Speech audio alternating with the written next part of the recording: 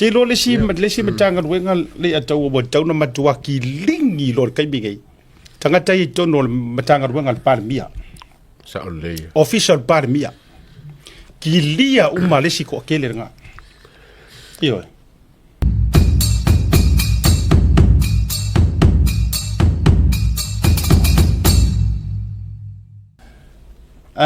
le atau wala tala le fayatu walanga ole o tangata pito I whaingata lea ua matua mata ita lava mapopole ole kele o kangaka whaingaruenga malo ai maisea ila tau olo I whaaululunga o matangaruenga malo so a whaila se makala e winga I tangata te tauna whaonga I le malo lea ole wala a whaatautua ina matula I mai o kangaka ngi kaunga hoi sui kulanga maua ngoa I ole au abe se vaenga le ye na e alenga kuwai mga yoi maru luman malo. Wai le ya se me tau te popole I mingi skama so I mingi skama marka penge kalenga ole ua kulai ole ua sao. A ole tangata mana tua mai. O tangata lenga whaafainga kama whaaleanga mea. O kangaka I e whainga ruenga whaurulunga. Te lo le si matanga ruenga le atau o tau na matua ki lingi lo kai bigei. Tangata I tono matanga ruenga par mia. Official par mia ki lia uma le si ko kele nga io e ver ko kele ka ka ngo fe nga palo ko ka mai ko makanga nga al malo a to vai HRPP wa si lenga kwai ngo ku fai ola ko ye ka ngo ba be wara nga ka mai ale wa ku pen ka me ki kulanga lu ma o I fo I sa moa le na lia e mai ai le HRPP or ko kelle o kanga ka whainga ruenga malo. Mo tau si sila tu ngai pa uai sui or fast. Mana tua sui or fast le sa manu malo mai le palo ta le na fautu atu tato tau te iae tato ia malanga I sa mo ungi palo ka se si ila solulu prepoli. Le ango inga o le wha mua I le ngato ila tau iei mana o ngā tu mau. Tangata mātutua. A ore ko akele au kanga ka whainga ruenga malo, a mese ila tau e oi whaakea. Ngā o maila ia lea a wāre fisosongi ngai I whainga o paro ka kele. A o tau sila. Kusa hao ngā fo le pre-polling lea kou keilo kongwai. A vela au tau na umaenga o whaia I ngai ia. O whalea tatasi le si whainga paro tamata utia le ine. Vai e umaenga. Ua matua sau umailunga sui al HRPP. Ia. Le foi tau te vava ai atu iai. O inga foi lenga mamafi ma Yesu ia lea e ia pia o foi tu malone. Vai monga. A me se le le pia. Le pia to se sila. Or ma fu anga na vai vela le tu mai su le HRPP. E ma fu mai onga o paro kaia. Vai monga lua ko fa. Tangata ia lea e whainga ruenga malo lea e ngofo solo karwha kailea. Pa solo mai a whareaka. Le winga na lea lena whatura utala sambo. A matu whasoa la iko mai manga va. E whataua. Mana tua mai fo I lena o pese atu. O le mistake lea. This is from America. I kangaka ia make malanga mak whaso kangaka fo I. E matua I lango ai a Donald Trump. And now, ili o vatua le tala lea. E mai tele tatu tangata fast I Amerika I le lango foi. A ole principle le te fia whaonga mai I. Ole whamatalanga tangata nei, ole mafuanga lea na mafuaina toi patatu Trump I langa paya inga mua foi lea. Ona wai aruatu toi whaonga ni si sai to tonu. Ma ave ilo na whaatuatuanga, o kanga foi nganga koe eri alonga rua. Lea langa palasi loko e sauro marka maloko e kapenga. Le utau sila ia isa moa I whainga Amerika. Nga ina kilingi uma esia. That was his number one priority. Ore kilia uma ese. Kilia ese. Samoa. Awa kau ke popole le fast. Awa kau ke popole leanga so se mea e whaie ia upu makala ia complain. Ai laula tu alalo le atua. Ai ngi kongkala ke kaunga pay out kilia kick out. Upu se sao. Kuperua nga. Pei au tuma le hare kulanga iai. O le la kako va ai manguia ma vaenga umba va pena. Vave pei. Kilia. Su ese singaruanga. O e whainko ngā lau paongo e amaka ngā whaingi meong I papalau whala e whakau me va pena. Awa o tangata mua ia lea na matua nifo tuli manu le fast. O kama vo ia le ia kaua o le poko ia whakau whavalea mwha i pepe ke mingi. Yeah. So, lau sunga pare mia whiriwhiria. Ma le kāpeneta. O te mautau te iloa uma e eilo loto wha mangalo ma mea uma. Ai o te iloa fo i wa lava ta pena le sunga lau le mare toa. E whika ia i ma le ola kau wha asese. Ma le ola kau wha avalea or ko akele le ko kongu i le public servants. Now, e lea a fia ai o tau o lo o ngā lulu e wha mauni. Walanga i le o kangaka o mafo i le atu. So asir sila la ia vui. Ke roa o sau noa mai ia vui manisi tūlanga. O te e waru no tama fau. Tasi nei tu ai ngā tangata tā ua official parmia. E whakau e fo.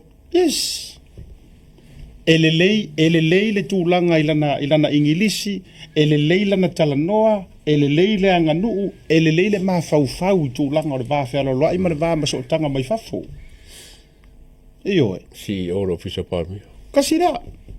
Fatu le te na o maua ia peina o na watu whabena, tasi lea tangata matua a saunoa e mamaru. Ai kiringi uma sea, le kele le ngai kokongu ngā. Kama foi ngā leanga wha le kongu ai, ka inga le leadership le ar fast le te atu nei. Taulu. Kusanga vari a e vaenga le a fia me. Vari a. Le koe foi le langu moanga. Ai langu mea ma. Se vari ngā vari. Kusanga ka ngofie koe kau vali foi le wha aliu moanga si romo kua fia me. Ai le ua vari. Le mumu, le moanga. Ai oso mai ua mea makasama. Sorry. Remind me, Misa, ele koe se lang moanga lau craft nganga whai. Wha independent uma. Yeah. Leila winga nea leo whai atu ai. It's about time to tell the truth. Yeah. I ka ngaka wha ole pio, wha nguku lua. Lea e nisi. Not everybody public servants. Por public service, por public servant, not everyone. A whaiala le te whaafonga mai, a le te whainga luenga le malo, o lea na ave lo mawhau le lei, ma lo whaatuatuanga i le fast le taimi na pale mai ai. Ngai se fe oe. Ngai se ki oe ma ele o aua le langi, mai rongo fi e alo wha maungi. So ele o oe la lea, ele o tau le whaiatuai matala. A o tangata ia matitala noa duai, o tangata ia matua whaawhainga kāinga, nupi wha lesi vaenga. Makua iki, kusa leo, nupi wha, whale mai. Kei loa e... MCO. Kasi lea maka ngā luenga sole. Kei loa ia meo afoi, meo kako clinic, fo ia whale mai e kua, whai tu malo. So le atau. Maua mai li potia li ile anoa I whale mai o I kua le akua le paka le akua whale o whea uma iwa sole makua HRPP le anga o yaku ai ngā fō mai sole. Na tato vai tato I. Ona makua whengaka lawa o ngā mai ngari e le record o kulepa. Ole mele ngā langa mai ngei whapea o fia kausanga o ame o whai kulepa. Ai sisi la whara kako iai. Le kaimileang kulepa. Lufu lima sui. Alu lufu lua. Alu lua se fulu. Alu sulvatu. Foi ngel pa loko se fulu. Uma pa loko sufa. Ele ai se alu lunga po se kumau. E me la valaro. Ai fa mer kai. Ele fai kai le nga pa ufa per le level o fonga sui ole o paki. Wa kaulanga la koronga me nga ele fikau. Para ai. Li taua bad record. Ta si ale tali o nei me para ai uma ya tula e ke rola ukala mongi lava tu lo fa fo ma wala tu uma ili fa pe sisi o le upu moni alu te fa te lo le si o ri e to no le pp te mini. Na pa wala me ala talo ai. Tu ai ia na vala ule tu sto ino tu le pa. Lai upu mongi ya le taua tu lo. Wa fa nga pa wanga me ala kalo iai. Inga ia pe ngase sko inga ngase voi le mafai sko inga ko fa wa won kiuki. Onga maworolo le vango e fa pe o e take over ka inga. Pawanga me la agero e uma ya le wori e fau menga. Kire uma e mama ia am fa pe nga ma ko mo la to. Ala no fono fwa ia. Le lu binga le tala le tati fayet. E se le o muy ku la epa.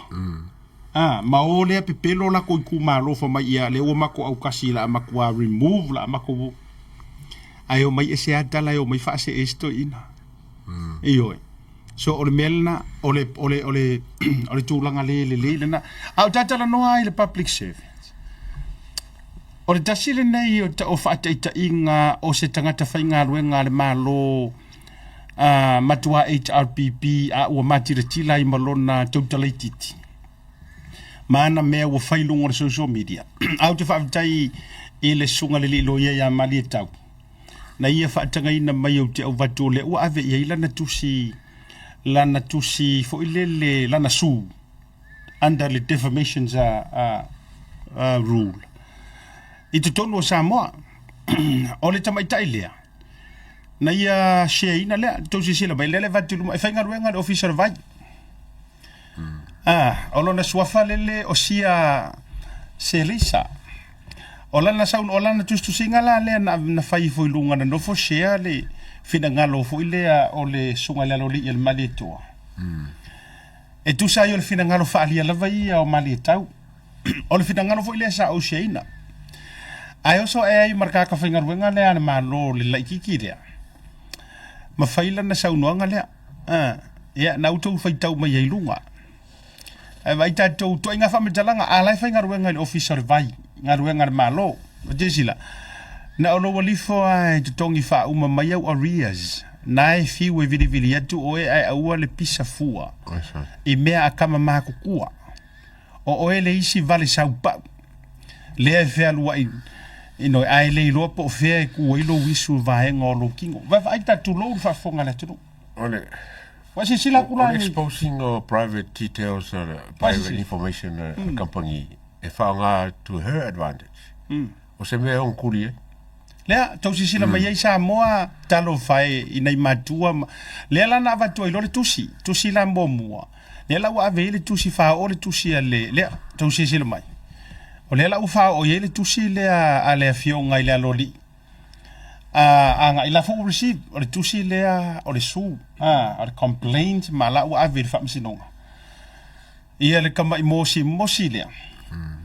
E tautala titi ma le o sofu ilunga e whaine mea.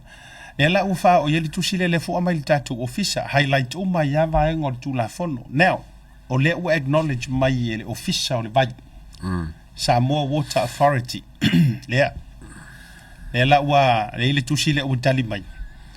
A letter of complaints against Samoa Water Authority staff. Defamatory abuse. I le mai ka ile o sia se leisa o se leisa ya o le la ua fa ko ese mai ai ma official vai ai o le mo fai ai ma se suenga now o ile ma fuai la utala le o te fai atu good on you to load good on you lo sunga mali tau pole o le ku o lo wisu ku lo fa fonga Samoa ile me le kaunku wa ai a ngai ke si la fia le lei mo lo ko kara kiki o ngai ke whainga ruenga makokongi o i kupi al malo.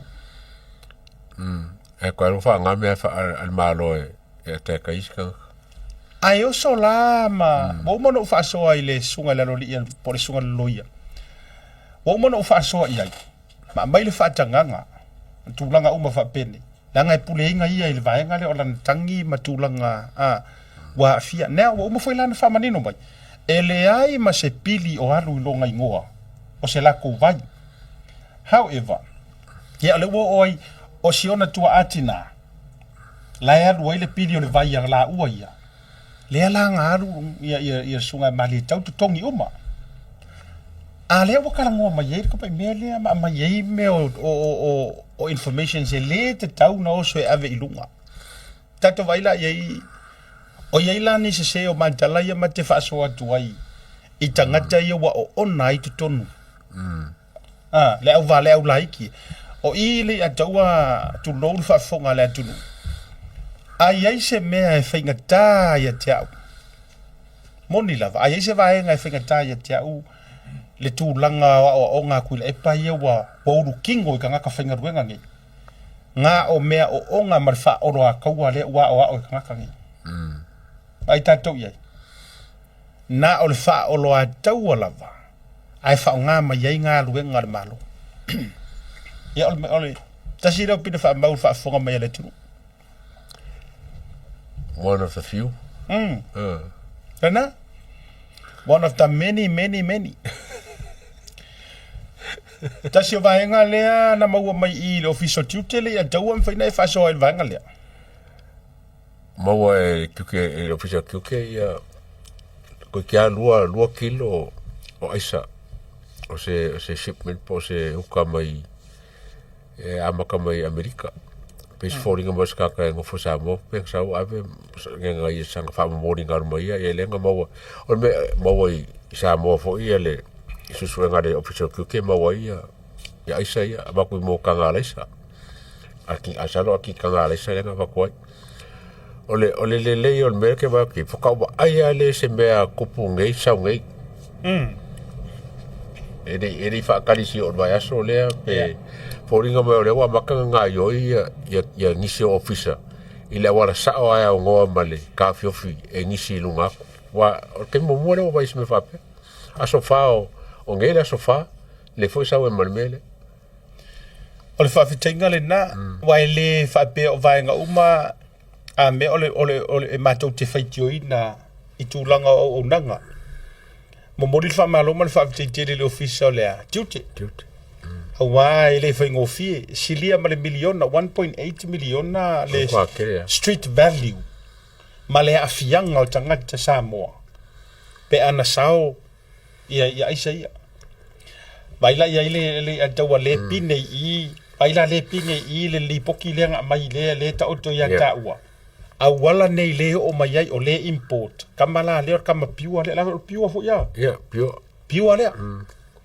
ar kama tudi sukara la fausa la nga o si samo ia kamala le corse lau na male corse lau dunga pepa kama imenga kamala so le we got fa metalanga sa mo malau fa funga ba fa tai la to o fa ya le tulanga o le nga luenga wa te longa luenga de nga lu fa tasi ai le tute ma leo e fa ko na ia ila to operations ma vaing of bena ai o le la walunga me uma o le a o to tonu le fainga malo ai maisia o le au va ale o le lato to alanga o le sailinga o le ami tonu fai konga ka mi fainga palo ka nga ta ke le vainga le ba konga ka mi le pisi ka fainga palo masao i ko nga uka fa pengi avo ile fa tuwa nga le fa vivesi to le palota fa vivesi ko palo ka fa vivesi ko male va ku ngo kamai ia o lungo le report na au mai o naita uai ia o America le na va tuai o le ko sa mo America ia le po feme nga mai wa o me o mara va sa mai a le Colombia o le ka o le mai me fa pe ya si de fia e kaut fada walanga o tasiria vai nga ya fielu na falanginga le o kaut ai le se le tula